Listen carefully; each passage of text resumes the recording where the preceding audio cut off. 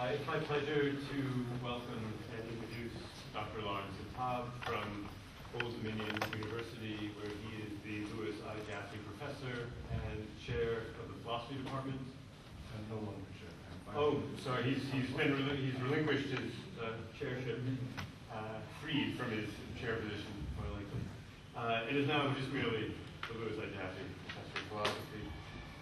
He received his PhD from Fordham University in 1976, and his research covers a whole range of Western philosophy, from Greek philosophy through to 19th and 20th century Continental philosophy, including subjects in ethics, social, and political philosophy. He is a specialist on Nietzsche and Heidegger, and in addition to his forthcoming book on Nietzsche's Genealogy of Morals, he's published 5 books, most recently Nietzsche's Life Sentence, Coming to Terms with Eternal Recurrence, and Ethics in Finitude, Heideggerian Contributions to Moral Philosophy, as well as nearly innumerable articles in philosophy journals. He's also a distinguished, been awarded several awards as a distinguished teacher at Old Dominion. Today, Dr. Hatab is going to speak to us on democracy and conflict, reflections on American politics and prospects for democracy in the Arab and Muslim world. Please join me in welcoming Dr. Hatab. Thank you very much. Can you hear me? All right. I want to thank Joshua and Patrick for inviting me. This is a great thrill for me. My mother's family is from Lebanon, and this is my first visit. So this is it's actually quite moving. My wife and I are having a wonderful time. By the way, my sister, Helen Sanha, is a daughter of AUB. She got her degree here in the late 70s, I believe. And she is an executive with the Arab American Institute in Washington. Maybe some of you know that. That's James Zachry's group, a very influential group. And so I'm just so thrilled to be here. And now I'm going to shift to talk about Nietzsche, democracy. I want to set the stage for my lecture because my book on Nietzsche and democracy grew out of a conflict among Nietzsche enthusiasts, and that is to say, Nietzsche was an adamant critic of democracy, and yet most Nietzsche enthusiasts would not call for some end of democracy politically. And so the dilemma was, well, what are we Nietzsche enthusiasts going to say about this element of Nietzsche's philosophy? And my book was dedicated to the idea that, well, given that he was a critic of democracy, is it possible that he was wrong about that, but on his own terms? In other words, if you take Nietzsche's thought, could you find ways to understand democratic practice by way of these Nietzschean ideas? That's the theme of the book. Now, it has been received mostly by Nietzschean circles.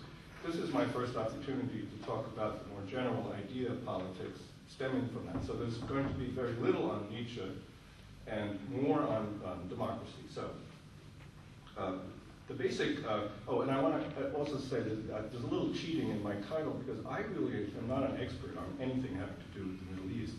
And so I'm going to lay out features of my argument, and I think that the audience will probably be able to see connections to the question.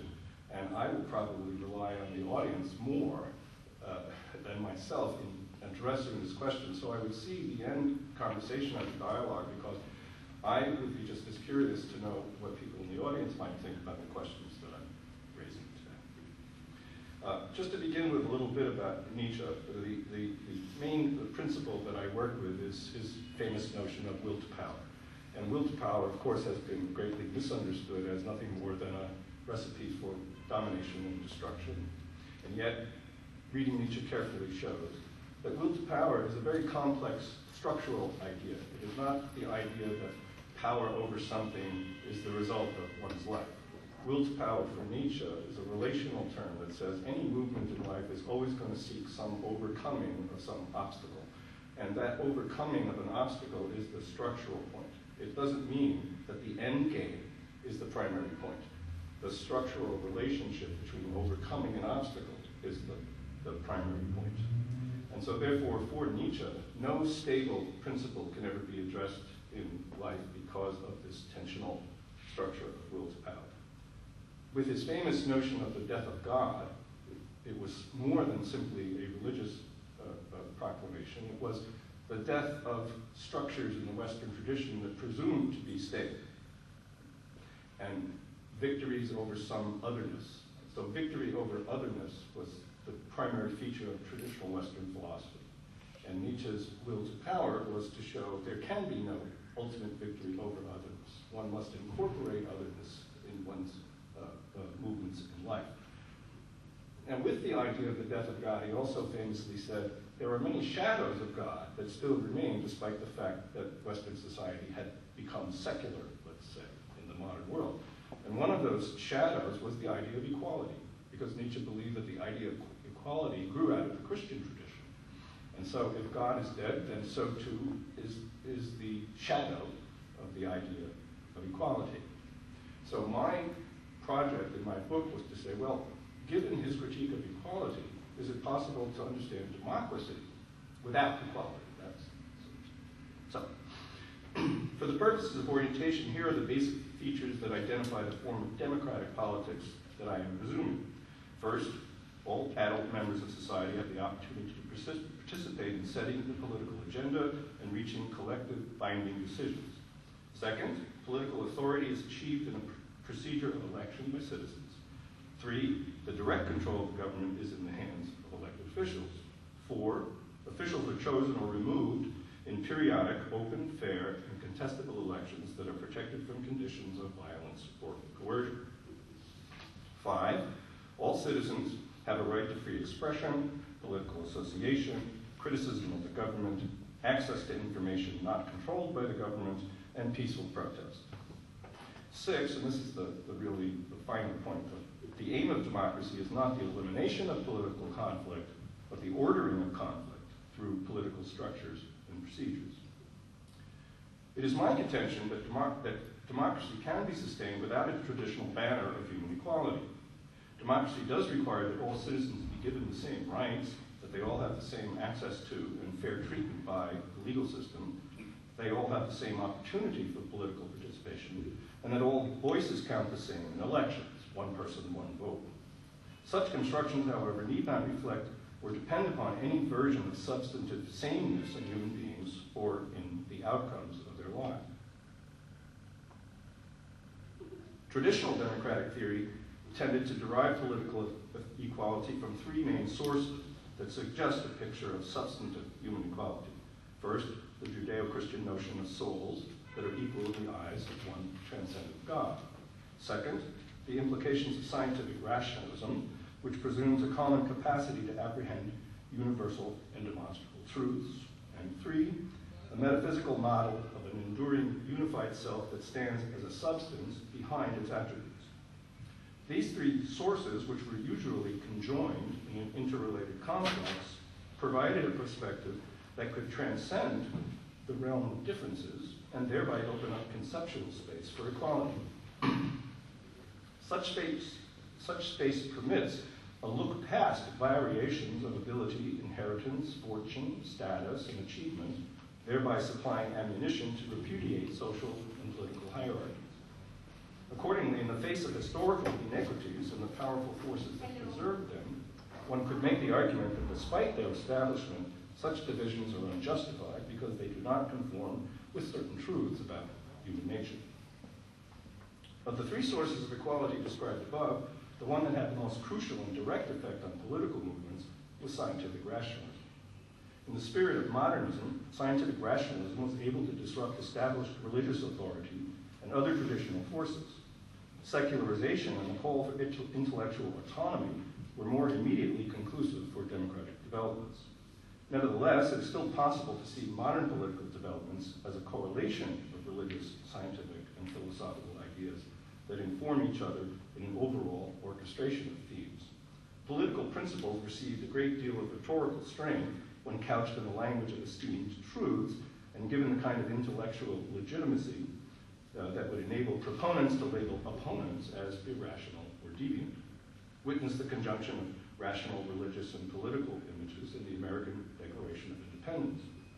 The self-evident truths that all men are created equal and that the Creator has endowed them with certain inalienable rights that cannot be denied in human relations. The arguments supporting the Constitution given by the writers of the Federalist Papers often used the same rhetoric. For example, the kind of confidence exhibited by Hamilton in paper 31, where natural rights grounded in self-evident truths, quote, command the assent of the mind, unquote. And any denial of this would have to be due to a defect, disorder, or prejudice. Such confidence would seem impossible without its appeal to a human essence grounded in divine creation. Once these traditional foundations become marginal, suspect, or dismantled, that's Nietzsche's idea of secularization, then the notion of human equality becomes very difficult, if not impossible, to defend. If we remove the religious reference from the Declaration and repair its selective equality by declaring all persons are born equal, we see the difficulty of arguing for equality from the standpoint of the natural order. What is universal in the human condition? How are we in any sense the same? We seem to be left with nothing but differing conditions, outlooks, capacities, and outcomes. I mean, even to say we are all equally human is not enough. I mean, we might be all in the same category of humanness, but that does not presuppose that our ranking in humanness is the same. I argue that democratic values can be defended without any sense of equality that connotes some positive description or condition of human nature, or that stems from some kind of metaphysical essentialism. In other words, the commitment to democracy need not compel one to espouse any form of substantive egalitarianism. The ambiguities of this question are indeed evident in the history of democracy. The Greeks were able to affirm democracy without a strict egalitarianism, in that they maintained a functional political sense of equality that was not based on any universal concept of human equality or rights. One indication of this, of course, is that political equality was not extended to all persons in the polis. It was confined to an in-group of Athenian citizens that did not include women, slaves, or resident aliens. The citizen population of Athens, for example, never exceeded 15 to 20% of the actual population. Moreover, aristocratic forces and sensibilities were rarely, if ever, absent from Greek politics. Despite the fact that a kind of egalitarianism has indeed operated in various contexts throughout human history and in all sorts of cultures, for example, in tribal associations, the question is how far equality has been extended. In other words, it might not extend to other tribes. Universal egalitarianism is relatively rare in theory, and even then, it has not always been cashed out in practice. One reason why universal equality can be seen as ambiguous and problematical is that the confidence and comfort in traditional egalitarian ideals usually stems from an in-group allegiance, for example, white males. Once actual universal equality is suggested or at hand, women, then egalitarian sentiments often lapse. I am suggesting that we can sidestep this problem by rethinking democracy without touting the notion of human equality. It seems to me that the meaning of the word equal is not a necessary condition for fair and open participation.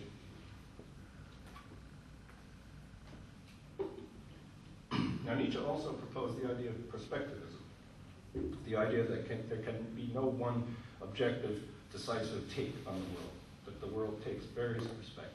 And this is also part of that will to power contested dynamic.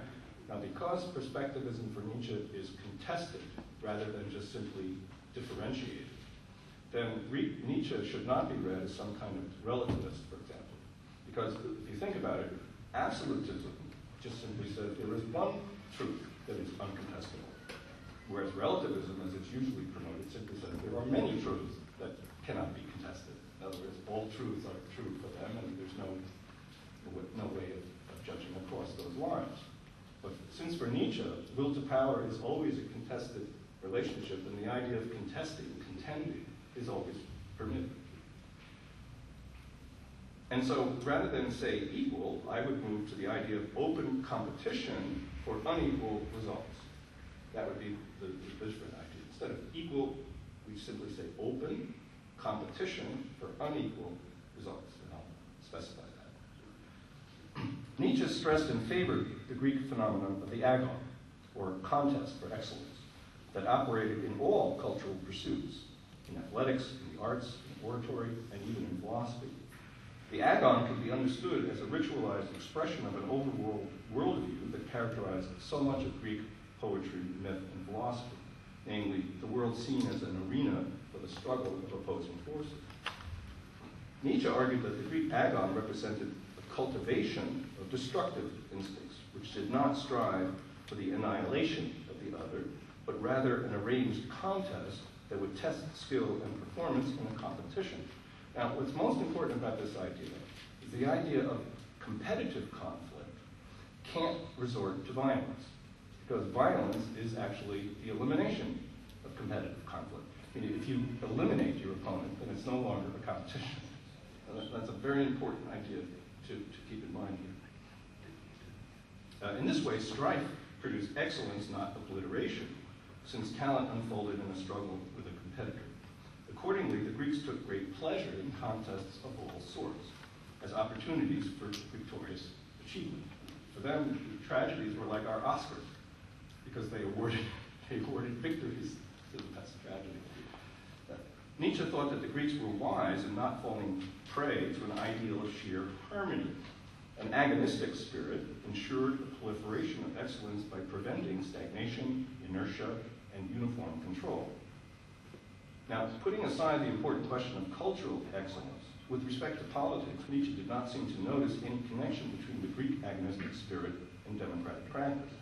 If we take a historical approach, the emergence of democracy in Greece shows agonistic elements that I think can add to our understanding of democratic politics. The advent of philosophy and science represented a challenge to traditional paradigms and select authorities who depended on those paradigms for their political warrants. This challenge, combined with other agonistic habits, generated a preference for giving people an opportunity to contend in open public discussion, something that nurtured the growth of democracy and came to constitute its procedures. In other words, it didn't fall from principles from the sky, it didn't fall from basic inalienable rights, it just emerged out of a contested spirit. Democratic practice can be understood agonistically in the following way. Political judgments are not preordained or dictated.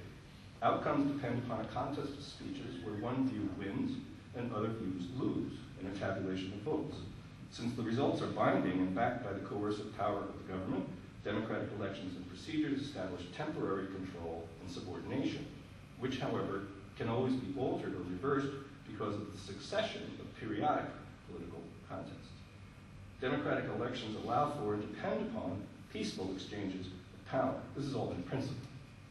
Such as not only is sheer physical force repudiated, but other material machinations of powers, such as bribery, are also meant to be displaced by the power of speech to persuade in political discourse. Language is the weapon in democratic contests. The binding results, however, produce tangible effects of gain and loss that make political exchanges more than just talk or a game. It is no wonder then that democratic elections and procedures are often depicted in competitive, even martial terms: victory, defeat, opponents and allies, battles, strategies, and so on. If you listen to American media about the elections, it's all battle rhetoric. Hillary gave him a punch to the solar plexus. Can't even come with it. But the urgency of such political contests is that losers must yield to and live under the policies of the winner. Now, with respect to perspectivism, if we presume Nietzsche's critique of truth and his perspectival alternative, and then concentrate on politics as praxis, as the practical requirement to make decisions, we notice an opening for democracy. Indeed, the denial of a fixed, absolute, or uniform truth can clarify and reinforce the aptness and dynamics of a democratic contest of speeches.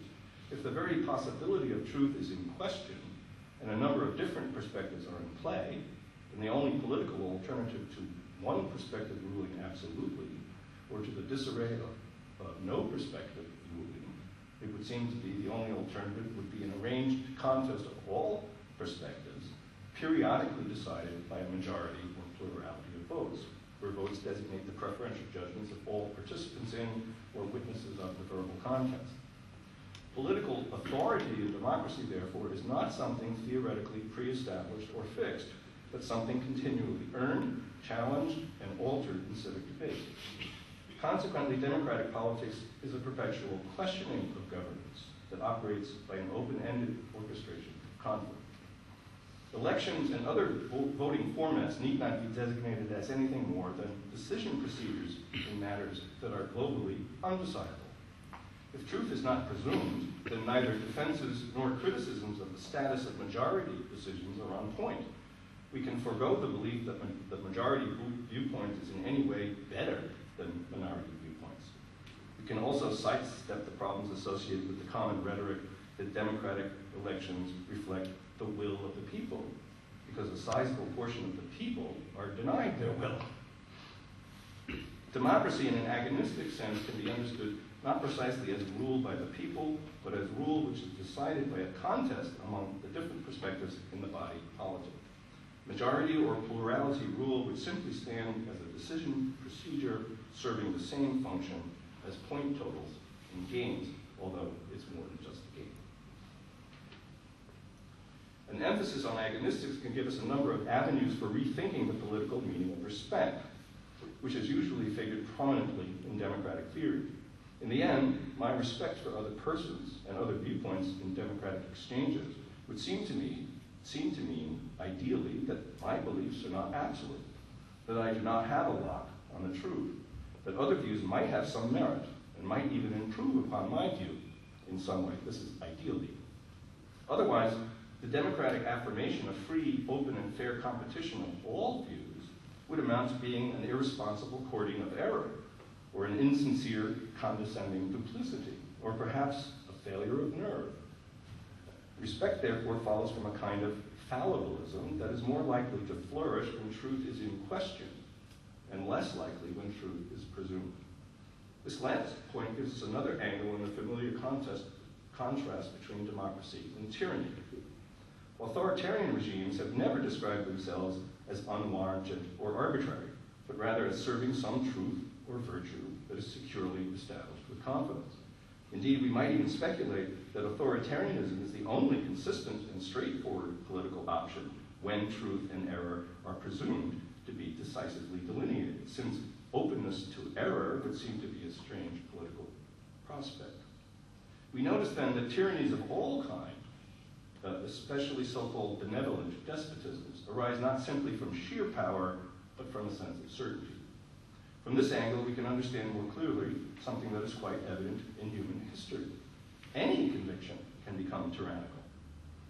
We could even say that the greater the confidence in goodness and truth, the greater the danger of oppression. So, for example, some quarters would talk about liberal tyranny.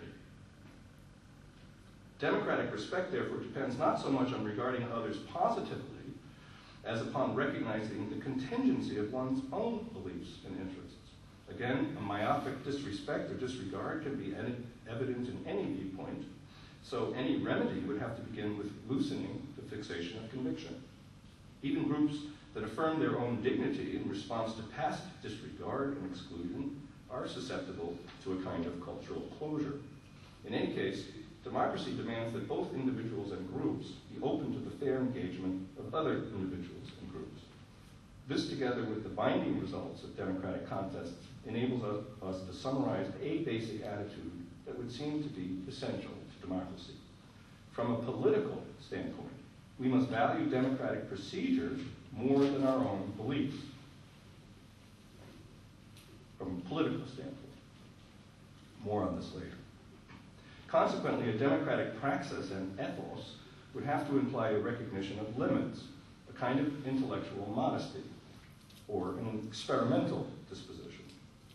Nietzsche's agonistic orientation can also refine our understanding of respect in the context of political practice.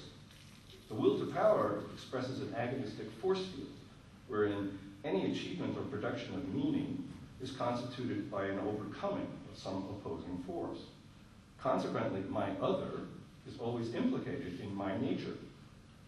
The annulment of my other would be the annulment of myself.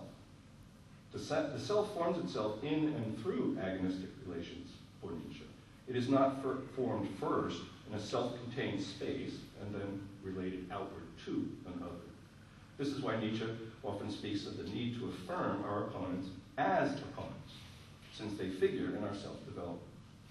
Consider the analogy of athletic opponents. They engage in vigorous competition, but they need each other for the opportunity to succeed and to bring out their respective talents. A victory would mean nothing without a worthy opponent. A weak opponent appreciates the value of a win. The elimination or degradation of the other would be self-defeating. Now, there's an interesting etymology of the word compete, which literally means to seek together. Which is interesting. In addition, the loser should honor and yield to the winner of a fair contest. The cogency of this example may explain why respect for opponents is more evident in athletics than in other competitive domains, but Nietzsche's configuration of will to power implies that the analogy can and should apply to all circumstances of contention. What is useful in applying agonistic respect to politics is that we do not have to equate respect with positive regard or with problematic notions such as equal consideration or equal worth. Democratic respect forbids exclusion, it demands inclusion, but respect for the other as other can avoid a vapid sense of tolerance, a sloppy relativism, or a misplaced spirit of neutrality. Agonistic respect allows us to simultaneously affirm our beliefs and affirm our opponents as worthy competitors in public discourse. Here we can speak about respect without ignoring the fact that politics involves perpetual disagreement. And we have an adequate answer to the question, why should I respect a view that I do not agree with? That's always the biggest problem for any Democrat, small d. In this way, beliefs about what is best, aristos in Greek, can be coordinated with an openness to other beliefs and a willingness to accept the outcome of an open competition in the body politic, demos. The preceding discussion allows us to locate and clarify an essential ingredient in democratic inclinations, cognitive and moral suspicion. Aristocracies and authoritarian regimes have historically defended their right to dominance and unchecked power by way of confident knowledge claims about the nature and order of things. Political power should never be put in the hands of those who lack the intellectual or ethical aptitude to apprehend the truth or the good. So goes the argument for aristocracy. The most famous example of this argument unfolds in Plato's Republic. Something like democracy would amount to the pooling of ignorance that will permit the overruling of wiser minds. Political authority should operate according to a hierarchy of classes: the legislative intelligentsia, the executive and military guardians, and then the common citizens. Those who can demonstrate a capacity for wisdom and leadership have a right to political power, and they should not be challenged or contested by the incompetent masses. Now, I wanted to say a few words about the difference between the word democracy and the word republic, because many of you may know. Well, the American system, for example, which is, by the way, what I'm focusing on, is called the republic. And much of the rhetoric of Republican thought is that we shouldn't put too much faith in the people, that we need a kind of hierarchical notion, hence the idea of many of the stratifications in the American system. However, and so when the word democracy was often used, both in the Greek world and in the period of American formation, it really meant a kind of mob rule. And yet, the word democracy need not be tied precisely to that, because even Republican democracy depends upon direct election at some point. And so the idea of power coming from below is still contained in democratic procedures, even to the point of impeachment on the upper level. The appeal, however, of Plato's position should not be underestimated. The confidence of citizens is an issue recognized by Democrats, and indeed, outside of politics, we readily affirm and accept all sorts of hierarchies when we have confidence in a certain kind of knowledge and its unequal distribution. For example, teachers and students, right?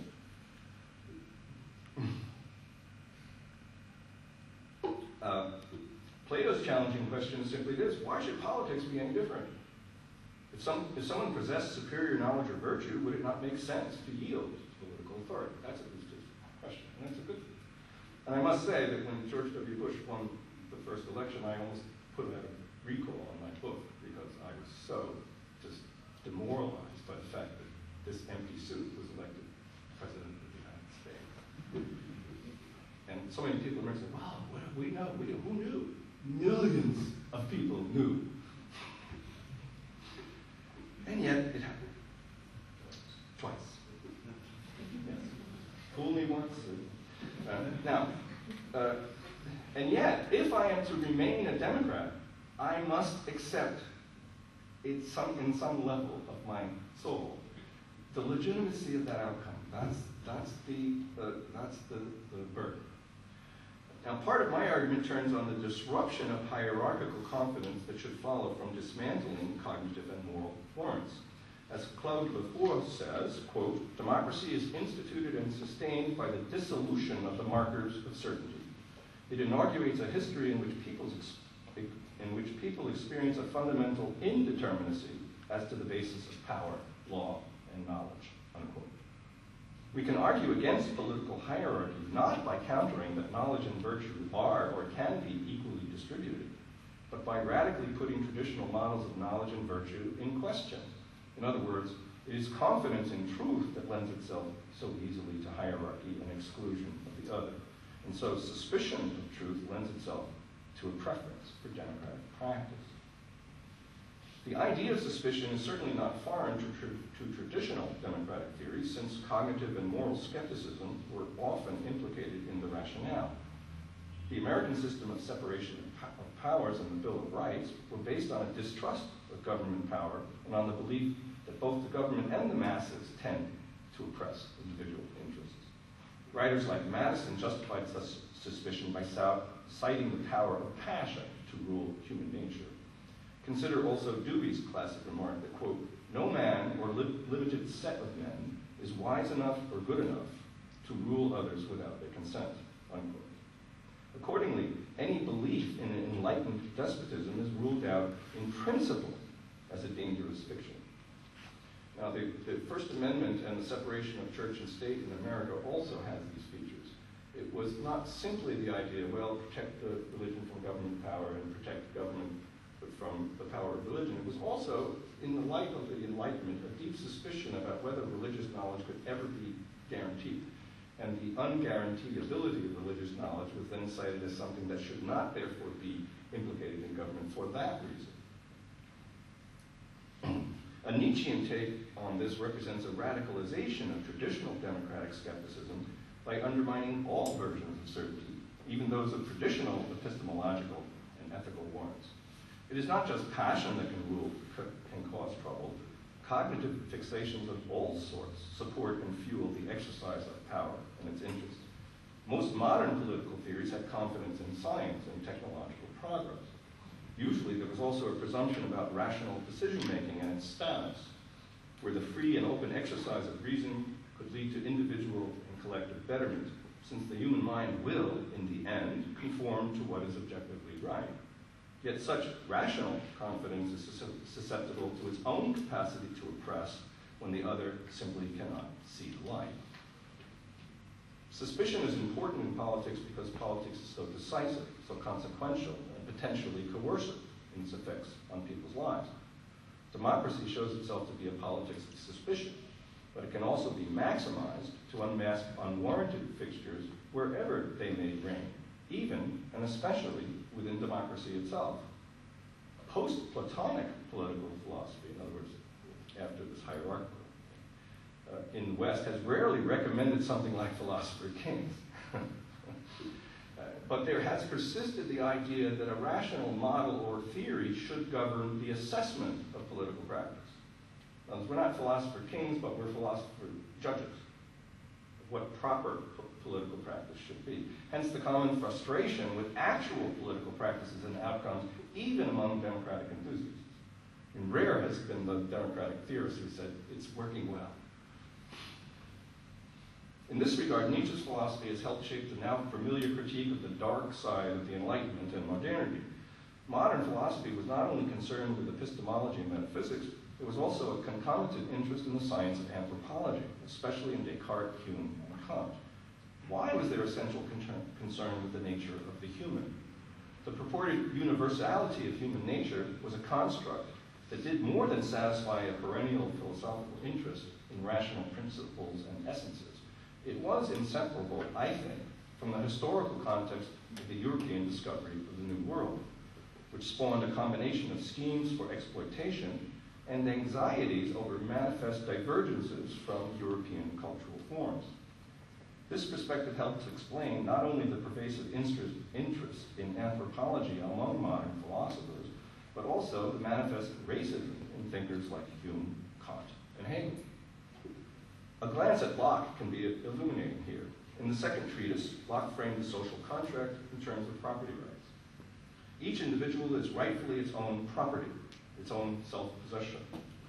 When through artifice, individuals mix their labor with nature, they are entitled to the product as their own property. Locke connects this idea with the divine command to subdue and cultivate the earth, and modern forms of production seem to be the highest expression of following this command for Locke. And he at times mentions American Indians and their primitive production in the midst of vast stretches of uncultivated land. He says that even the smallest parcel of cultivated land in England is superior in value to the largest area of untapped land in America. Revealingly, Locke calls this uncultivated land waste.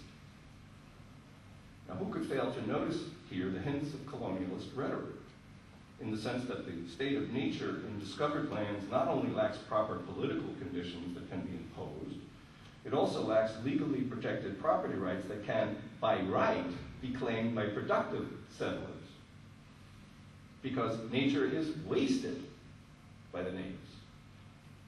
Besides, as Eddie Izzard, the British comic, put, the natives had no flags. If only they had flags. Now, of course, this is the letting the desert bloom. This is the similar kind of colonialist rhetoric in Palestine. The dark side of the Enlightenment may also give us bearings for decoding the promotion of equality and its decidedly non-ideal history. Universal egalitarianism has been rare in practice, and indeed absent until recent periods. Political equality was not universalized in Greek democracy, as we saw.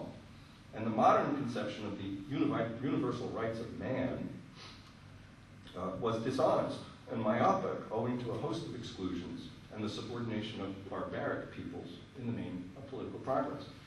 It seems that the professed confidence in egalitarian ideals was originally based on in-group allegiance. For example, white male property owners was the real equality in the original American system.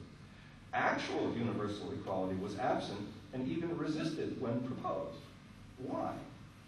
Not simply due to an interest in protecting power and privilege, because, and this is my thesis, a positive sense of equality as it has emerged in history may not have been conceivable apart from differentiating a we from a they. So, we are all equal translates as we are equally not them. Now, it either could be the aristocrats or the oppressed. And this is borne out in so much of actual discussions about how politics should operate. So I suggest that traditional egalitarianism was structurally alteric, in other words, always related to an other, in simultaneously bringing down an aristocratic elite, okay, but also keeping down existing others, women, the poor, savages.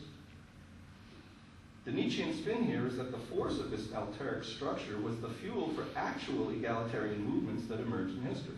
And if traditional egalitarianism was fueled by power relations, this is Foucault too, in large measure, then equality talk can be unmasked and shown the dangers of its exclusionary effects, inimical to its professed rhetoric. Is it possible that an agonistic deconstruction of equality is actually more inclusive and healthier for politics? In other words, from the idea of we are all equal to the idea of no one should be excluded from the contest. That's the different structure. Now, the agonistics of democracy shows itself at every level of practice. In all cases, the contestation of different perspectives seems to be a necessary, if not sufficient, condition for democratic procedure. The open invitation of all perspectives and the employment of vote tabulations to provide periodic settlement of contested issues seems to presume that politics is an arena of differences that cannot be resolved by a globally decisive truth. Accordingly, all the seemingly fractious features of democratic practice, from local debates to election campaigns to legislative disputation to judicial arguments are in fact simply the orchestrated rituals of political life, without which democracy would evaporate. There's a famous poll in America that says that Americans generally have a very low regard for Congress, percentage-wise, but a very high regard for their congressperson. Now what that shows is that they like their contestant, but they don't like the contest. See how that works? They don't like the fact there's a lot of fractiousness, but they like their fraction, who's in there for them. Democracy should not recoil from the disorder and friction of political dispute. Something like sheer harmony or unanimity would actually spend the end of politics as a practice. Now, despite the fact that a well-working democracy should, in principle, minimize the disaffection of citizens in the wake of political outcomes, there are still defensible agonistic opportunities at the margins of political procedures for defeated interests, at points either between or after repeated failures in electoral and legislative contests. Such non-procedural agonistics, however, would have to be peaceful, since violence and rebellion cross the edge of defensible political practice, at least in a properly functioning democracy, as I would argue. It is safe to say, for example, that civil disobedience was an essential ingredient in the generation of American civil rights laws, that political procedures were insufficient. Indeed, they may have remained obstructive without the pressure of public awareness that grew from the streets. Now, in this regard, I want to mention Gandhi, because Gandhi is maybe the most brilliant political thinker in modern times, because he took an idea that was drawn from Indian thought and Christianity, the idea of passive resistance, turn the other cheek. But he turned it into a politically powerful weapon by, in effect, deconstructing the coercive power of the government. It works something like this.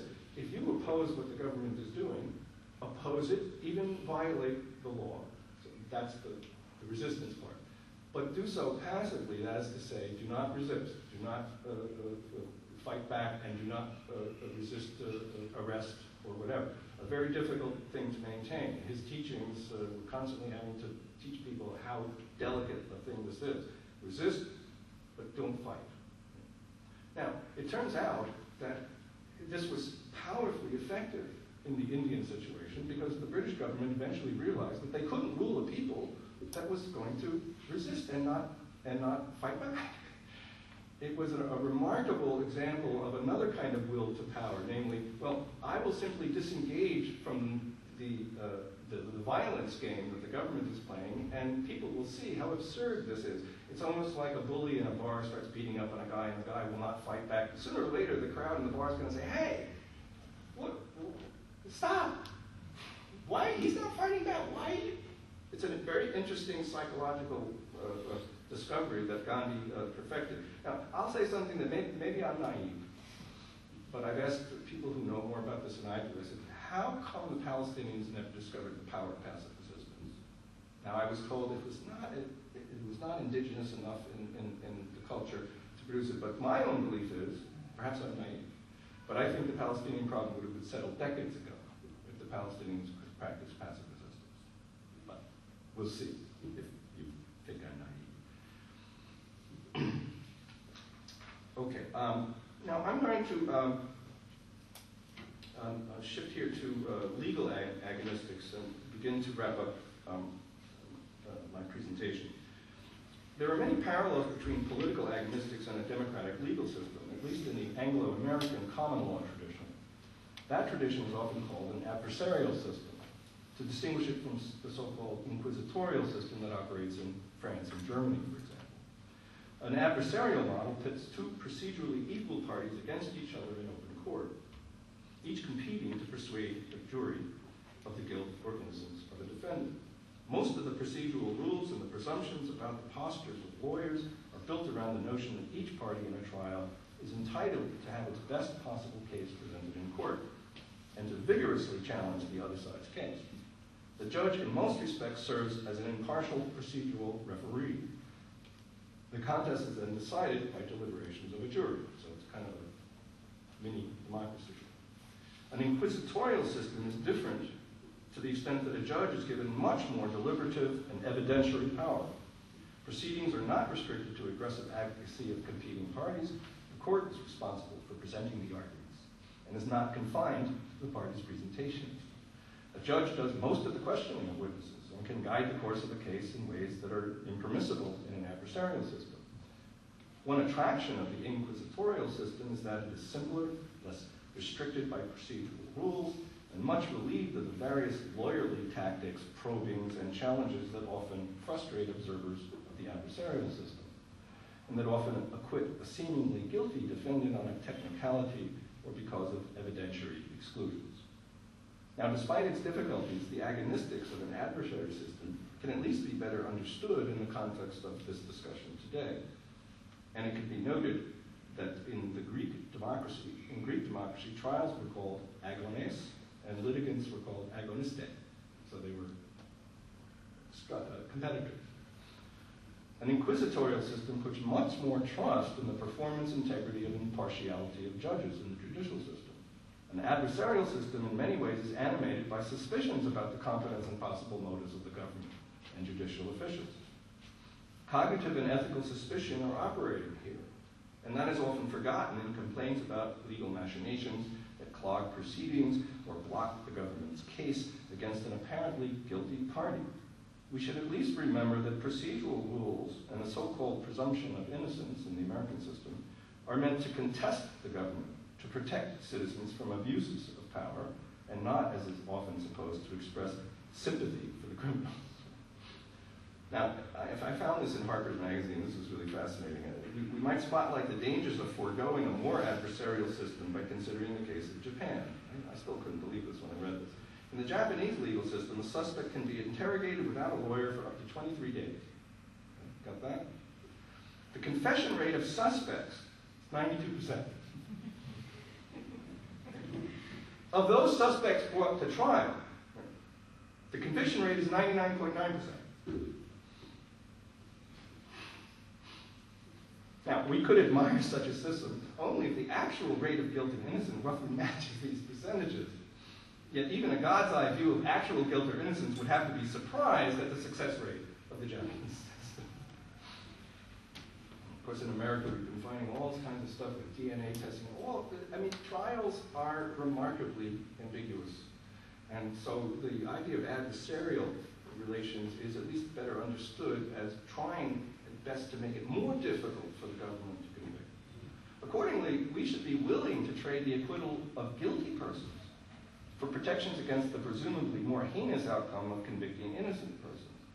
Acquitting a guilty person may be morally repugnant, but it upholds the legal system, because each case also concerns any case that can be brought before the system. Since the power of government is contested in the system, acquitting a guilty person simply means that the government has failed to prove its case, that the defendant is legally not guilty rather than proven innocent. There's a big difference. At a systematic level, the government should affirm such defeats. They would rarely express that. But at a systematic level, the government should affirm such defeats because the presumption of innocence and the legal tactics afforded the defense constitute the government's own self-imposed test of its strength. That's the idea of the presumption of innocence. In this way, an adversarial system mirrors the separation of powers that mark the American form of government. Legal and political structures are organized around the contestation of power sides rather than the termination of conflict. James Madison, in paper 51, argued that the division and separation of powers in government provides an internal structure that prevents tyranny by simply multiplying the number of potentially tyrannical units and permitting them to check each other by mutual ambition and distrust. In other words, the solution to tyranny is more tyranny, more sites of tyranny. Very interesting remark. Now, my idea, therefore, of an agonistic framework is therefore not a new theory for democratic political thought, but rather a critique of traditional political theories that underplayed or missed the contested element in political practice. In inception and practice, my view is that democracy has always been agonistic, and it always has been, and that political philosophy has tended to suppress or resist this agonistic structure because its radically tensional nature disturbs certain principles presumed to be the bedrock of democracy. Now, let's see.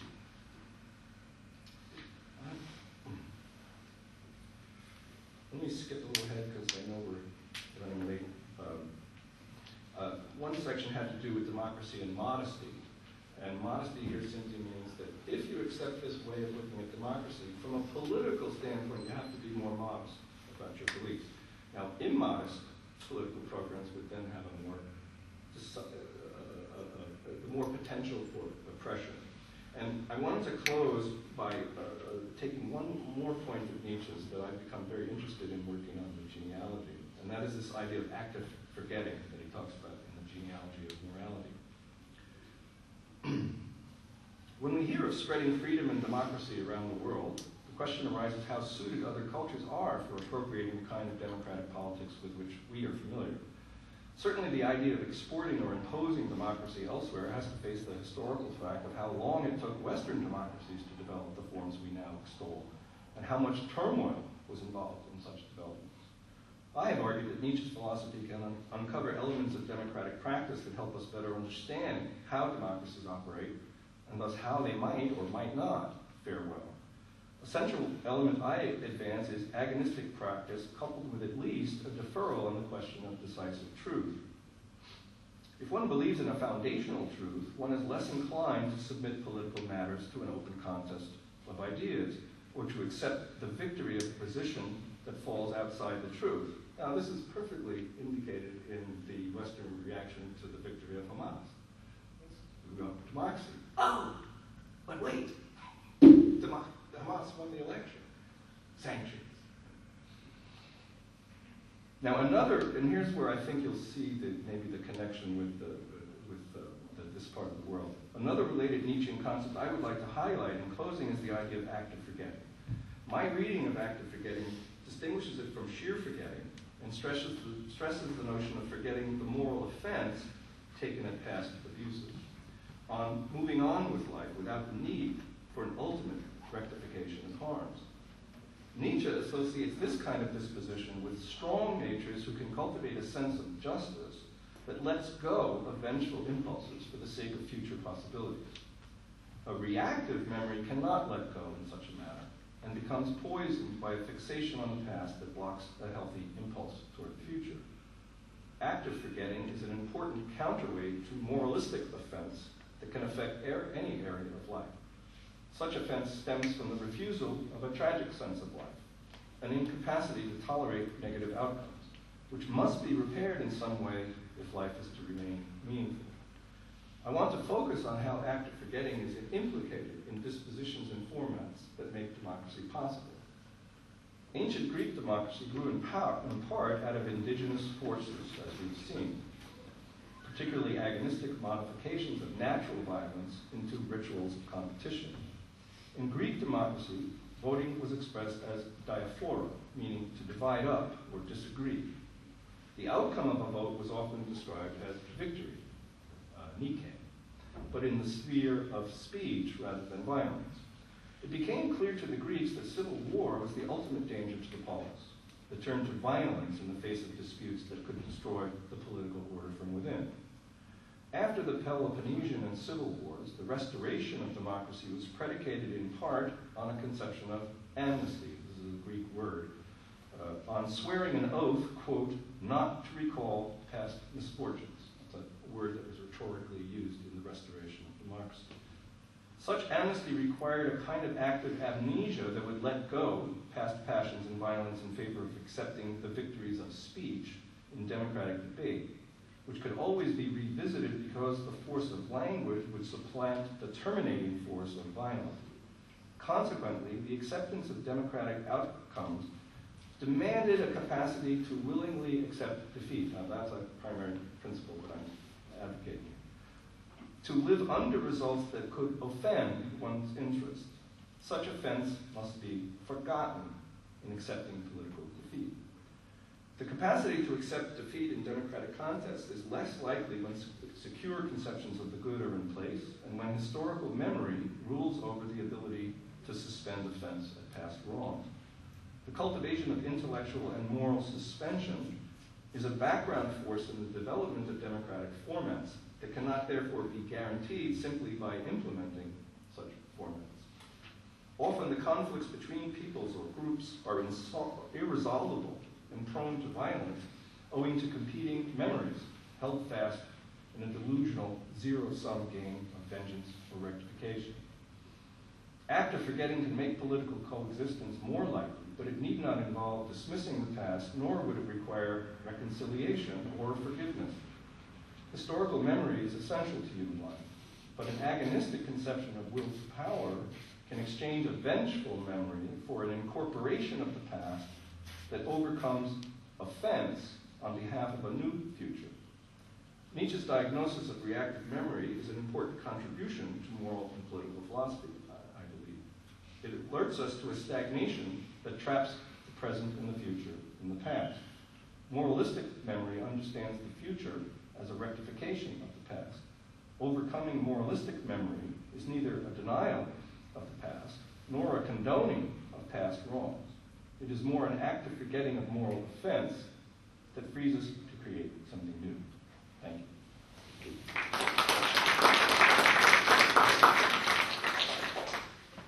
All right, we have some time for questions, comments, reactions. Yes, I have a question. At the beginning of your lecture, you mentioned something about Nietzsche wanting to forgo equality because it's a remnant of religious systems. I wanted to ask you, did he just want to forgo equality because it was something of a remnant of religion, or was it because he found that it would make a better system later on? Because what you said in your lecture is, the system could work, but it would be a better system and a better society. I didn't get that. Yeah. Well, actually, this kind of question has come up a lot about my book. What I'm arguing in the book, that on balance, it's very hard to always pin Nietzsche as to where he is, but on balance, I'm conceding that he was anti-democratic in his political thinking. Now, there are some who said he was only anti-democratic in a cultural sense of mediocrity and conformity, in favor of creativity and excellence. But it's hard to read the text without finding a lot of apparent proposals for the way that society should be organized, and that it was a hierarchy of the select few who can guide humanity through their creativity, and the rest of us conformist, mediocre types should simply just yield to them. Now, my argument in the book was that, I concede that that's his position, but I try to argue that that position can be in a way deflected by using some of his own central insights into suspicion about that part of his thinking. So my argument is that he was anti-democratic, but he should not have been. So I wasn't arguing that Nietzsche was democratic. I'm simply arguing if you take a Nietzschean view of things, you could show ways of understanding democratic practice in a Nietzschean way. Now that's the interesting part, because on the one hand you have a critique of Nietzsche. He shouldn't have been a Democrat, but also a critique of traditional democratic theory, because traditional democratic theory missed his insights about will to power, agon, perspectivism. So I was writing this fence. I thought that Nietzsche had a problem, and I also thought that traditional democratic theory had a problem.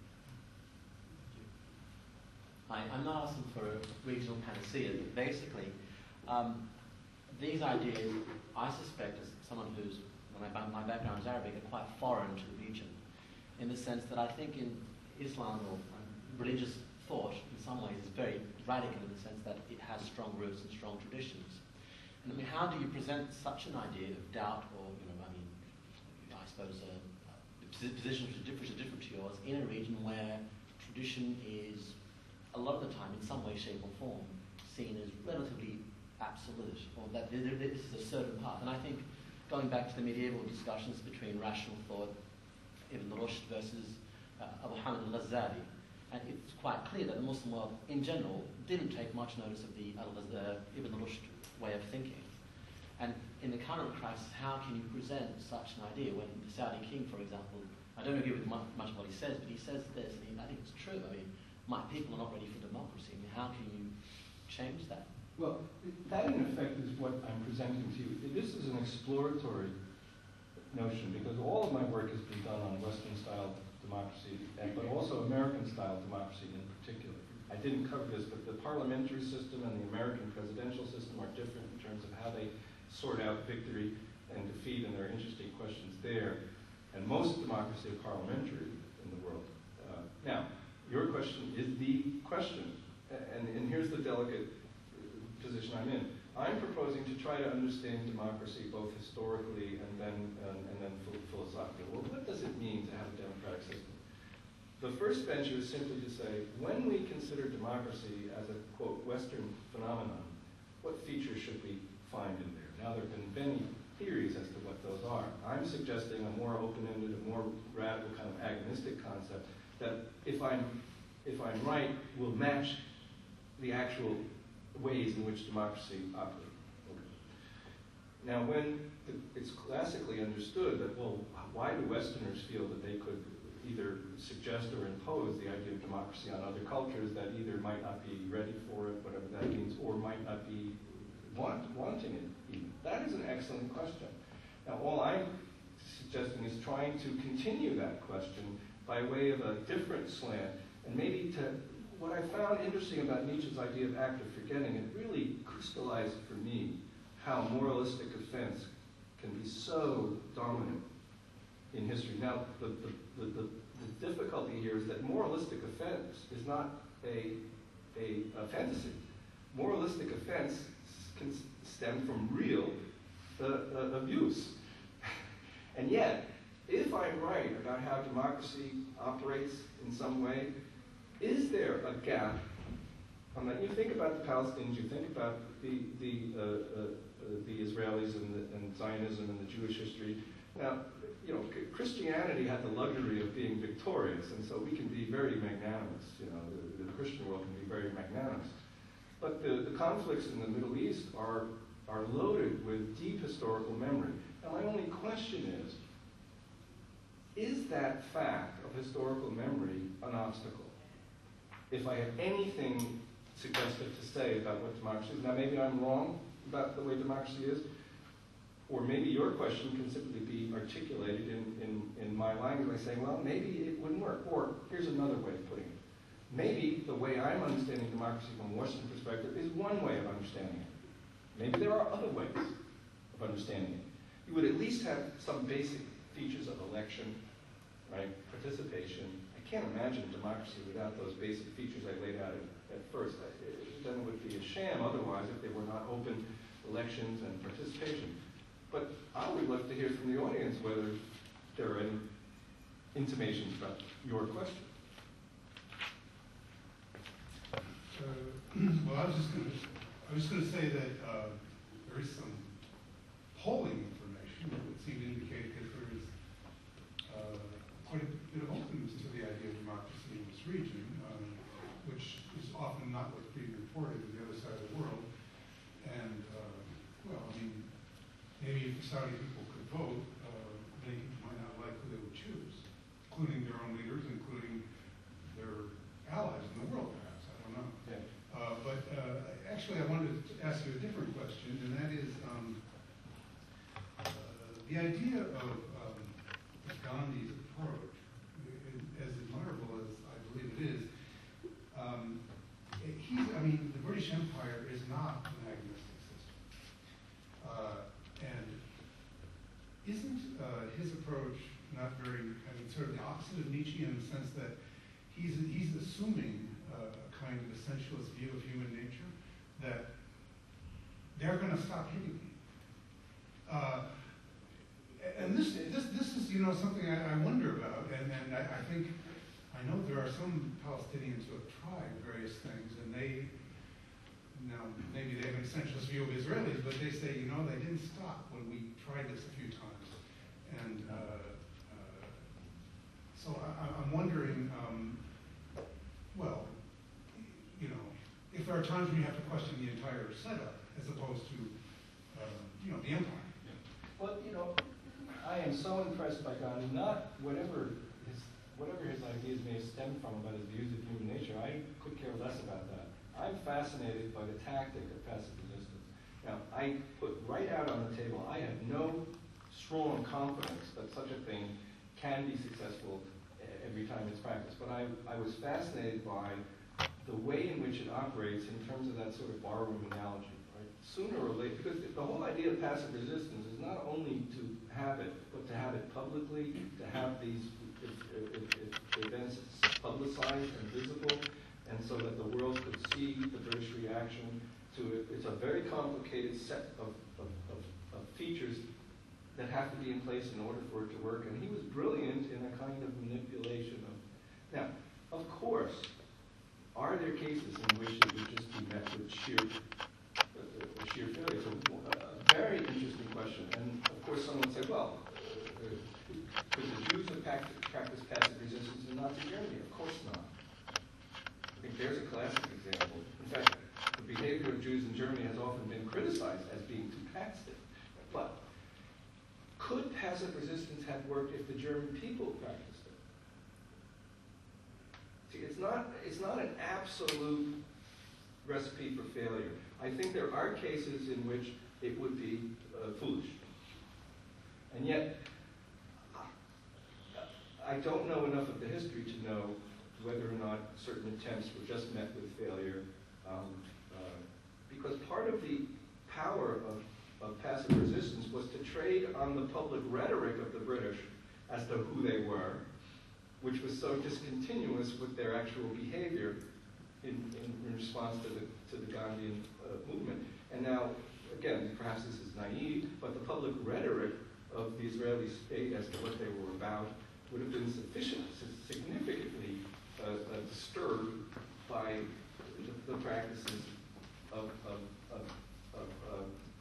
mass arrest and violence. And because when you practice, again, I could be naive, but when you practice violence, you play right into the hands of the government, rhetorically.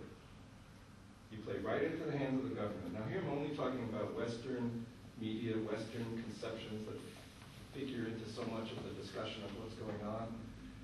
When you commit violence, the government has a rhetorical play to make. Gandhi was able to allow no rhetorical play. That was what I found so interesting. You were right, though. This is not a pure proposal or recommendation. John? Yeah, so about the subject of your book, so I don't think you can make Nietzsche a Democrat nor democracy Nietzsche for a few reasons. I mean, firstly, because I don't think Nietzsche objected to democracy as such, and also I think the comparison between Greek democracy and modern European style democracy is difficult for Nietzsche because he sees them as arising in two very different cultures, which have different values, and which takes me to my point, which is that I think that he would oppose. I think his objection to contemporary or to European democracy would be based on the consequences of democracy as producing a higher culture or renaissance or something like this. So I think that I think that's so fundamental to his ethical conception that saying that democracy is agonistic, which I think he agrees with too. I don't think that saves democracy for Nietzsche, and I think so that's very No, I understand that point, and this was something that that was in my book, but was not maybe sufficiently laid out, and subsequently I have sort of clarified the point. Most of the previous dismissals of Nietzsche's apparent authoritarian remarks were dismissed because they were simply symbolic of the very thing that you mentioned. And they were symbolic of his cultural opposition to democracy as an obstacle to creativity and excellence and higher things. And yet, I thought that way originally.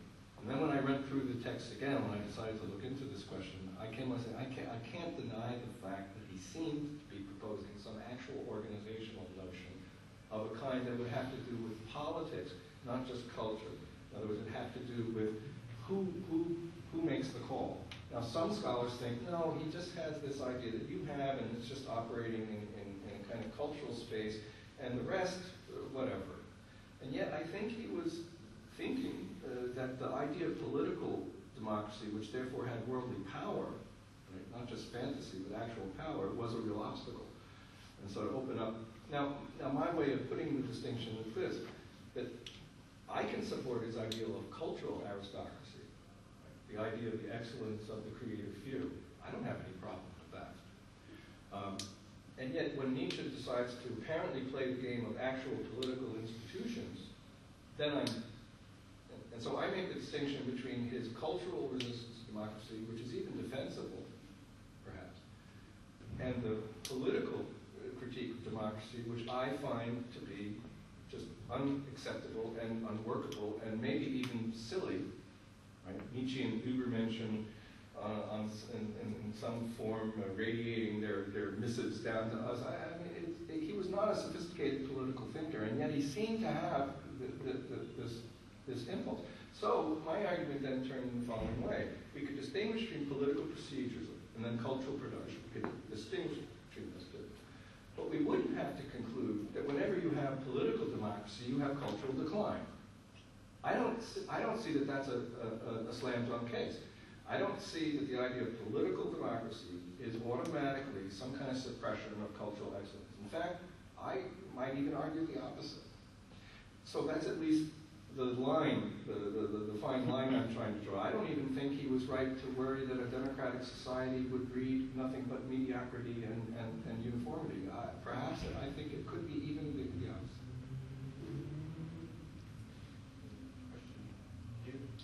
I'm looking for a little bit of a clarification on one issue. I'm new to Nietzsche, but one of the things that really interests me is the concept of how democracy interrelates within populations. So, in Nietzschean terms, I'd like to ask, does democracy beget democracy? So, if you look at democracy in terms of moral suspicion, open competition for unequal ends, can a population, for example, in the Israeli-Palestinian conflict, by demonstrating open competition and taking away from absolute convictions, will that strengthen one side and sort of help to degenerate absolute convictions of another sort? So would passive resistance or other mechanisms of democratically resisting the Israeli government help to bring down absolute convictions of the Israeli government? Well, I'm not sure. That's a wonderful question. But my position was simply, I was talking, of course, about the occupation and not the original question of the establishment of Israel and so on. Given the occupation, I suggested that passive resistance, at least in principle, would have been a more successful model. But now there's another element of your question that I really want to pick up on, and that is, and I didn't cover it in the presentation. This idea of open competition amongst the parties, amongst the people, can often run out of significance when there are such strong delineations of a type that could then suggest solutions to a problem like that might have to involve partitioning democratic groups, right? And there's a lot of talk about this in Iraq. Can there be a single Iraq with all of these groups that have a history of contention, or should the solution be, well, it's kind of fudging, but actually 3 Iraqs with a kind of a loose confederation? That speaks to the point that it's not an automatic question that a society would have enough of a kind of a relationship among the peoples that it could sort itself out into this kind of open competition.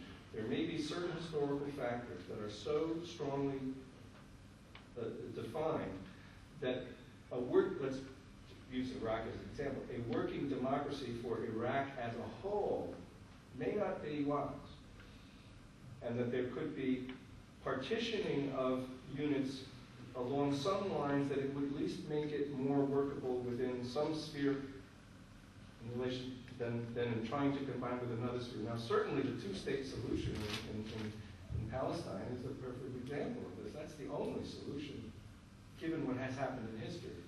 A two-state solution. The only solution. I wanted to ask about what you just said. But if you actually go with the separation occupation and partitioning, wouldn't that reinforce the feeling of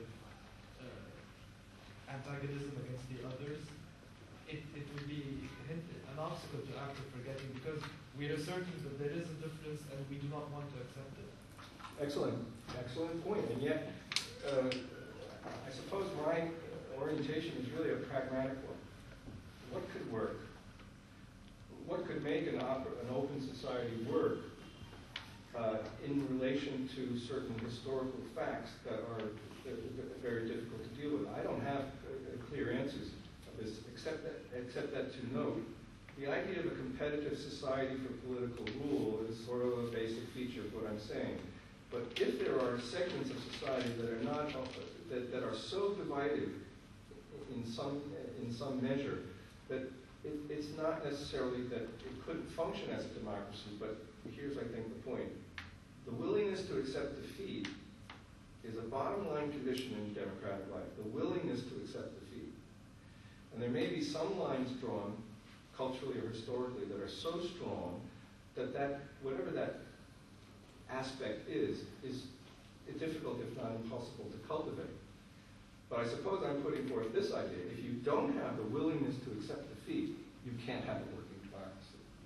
And this is simply indicated in so many ways in which a democratic society has produced a result and then there's rebellion. There's an overthrowing of the results. It's immensely complex, and therefore, given some circumstances, there might be ways to sort of finesse it, rather than to say, look, any society can be given this competitive model and it'll work. I don't believe that for a second. Idea of pacifism and Palestine. Perhaps it can work in theory. You tell them, look, let's try this and, solve the problem. But the suggestion is maybe they might not want to follow this route. So as somebody alluded to before, maybe even if we think it would work and the suggestion can be planned out and we can apply it, they don't probably want that anyway. Yeah. So because of the history that's already played out, we're going to suggest maybe no, we want to annihilate them or something of the sort. Absolutely, and I asked this question of a colleague of mine who's a Islamic scholar, and I said, why did Gandhi have a voice that seemed to be heard, and yet in some parts of the world it wouldn't be heard, just as you put it? And I pointed out that Gandhi's thinking was inspired by Hindu thought, especially Jainism, which is a kind of a minority religion, but very much dedicated to non-violence on such a level that's even absurd. They won't even dry themselves because they don't want to injure water particles. I mean, it's amazing. But anyway, he was influenced by the Ahimsa movement, non-injury, but also he was influenced by Christianity and the turning of the cheek. Both of these sort of congealed in his mind as not simply a beautiful idea, but as a program, a workable program to get political results. Now, and I asked my colleague, I said, why? And he said, look, one of the things about Jewish history and Christian history is that they began in conditions of dispossession. And one of the things about Islamic history is it began in victory, right? Now, I don't know how much to put on this, but he said the mentality of the Islamic world is a kind of heritage of success from the beginning, whereas the heritage of Christianity, it was a dispossessed group that first took it up, and then, the exile of the Jews and all that.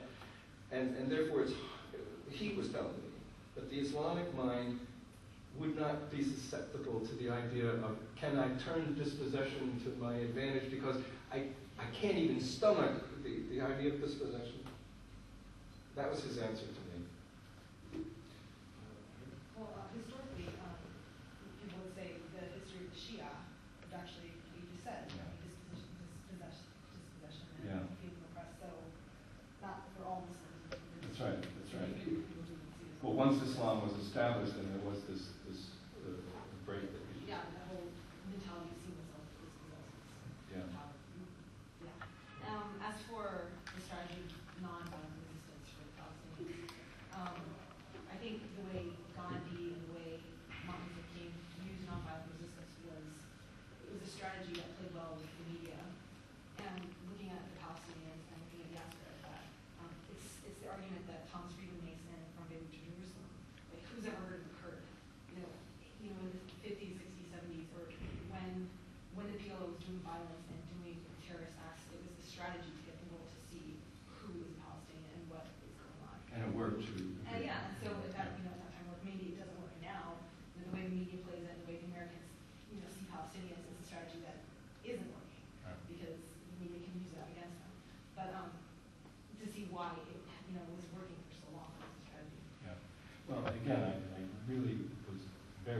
say it except as to put it out, only because of, I mean, all things being equal, I think it would have been a winnable strategy. But there's so many reasons that are being pointed out here why it might not have even gotten off the ground, for one thing, or whether or not. Well, I guess the point of your question is, well, if the Palestinians had not began with certain violent acts that got the attention, so do you think that if there was a kind of passive resistance on a mass scale in Palestine, that would not have gotten the world's attention? It's plain to the media. I mean, so it depends. I mean, what's in front of the media? I mean, there was an invisibility of the Palestinians, that's true. But the question would be, well, would passive resistance would that have continued the invisibility? I think we have two more questions. I think that passive settlement, passive resistance, is still somehow practiced, and moreover, it's not working also because places like Nablus and Jenin, which are in the West Bank, where there are no rockets and no actual armed resistance, are still there are still deaths every day, and there are still massacres on a regular basis. Yeah. No, this is all true, and this shows perhaps the significant limitation of this Gandhi point, except to simply highlight what it was that Gandhi was able to accomplish, and that is, and there were a number of things that he did which may not have been workable, and that is visibility, high level of visibility, and a mass organized, not only passive resistance in the general sense of, well, we're not going to fight back, but violations of the law on a mass scale without resistance. That was the muscle in passive resistance. Violations of the law on a mass scale with public visibility. Now, your point still might be the right one, but Gandhi's genius, in my opinion, was to say, well, we're not going to accept what the government is doing. We're going to resist. We're going to actually break the law, just as civil rights movements in the American South, they broke the law and took the consequences. Now, perhaps you still mean this very thing that I'm describing, but Gandhi's position was not simply to be passive, but to be politically very rebellious. In openly, publicly, and visibly, this is the key point, breaking the law in a massive scale. One last question. Yeah, just throwing a couple of personal thoughts. I think that the Gandhian precedent for passive resistance applies in terms of a mechanism for change to Palestine and Israel. I think at a certain level it stops being parallel because the Brits governed India, but they didn't live in India in the masses. So the parallel does stop. And I think the closest that we can come in terms of historical precedent is probably South Africa, from my personal observations. And it seems to me the great tragedy is that, and I'm not belittling the anti-apartheid movement in any way, that had the anti-apartheid movement been isolated to South Africa, it would not have achieved its goal. The key to the anti-apartheid movement was being an instrument for the global awareness of what was going on in South Africa that brought the apartheid regime, which was a minority-led government, down. And I think that is where the real tragedy lies in the Palestinian-Israeli conflict, is that any form of passive resistance doesn't seem to be working because it is so dwarfed by what the public outside of Israel is perceiving. I think perhaps that ties in a little better to what a passive resistance movement on a large scale would be effective in doing. Yeah. Well, I think the implication of my point was a historical one, namely, could it have worked in the history of this conflict? I think I agree that at this stage of the conflict, there are just such set notions that any resolution of the conflict would have to be in terms of some kind of political will back and forth. My point was more a historical point. Could the Palestinians from the beginning of the occupation, not the establishment of the State of Israel, but after the 67 war, could it have worked there and thereafter? Now I think you're right. There's too much public division of perception of what this is about, that if it were practiced, people would say, oh, this is just a setup. This is just a setup. They're playing Gandhi in order to surreptitiously, do some damage. It's very bad on that scale. So I really meant it as a historical point. Could have happened after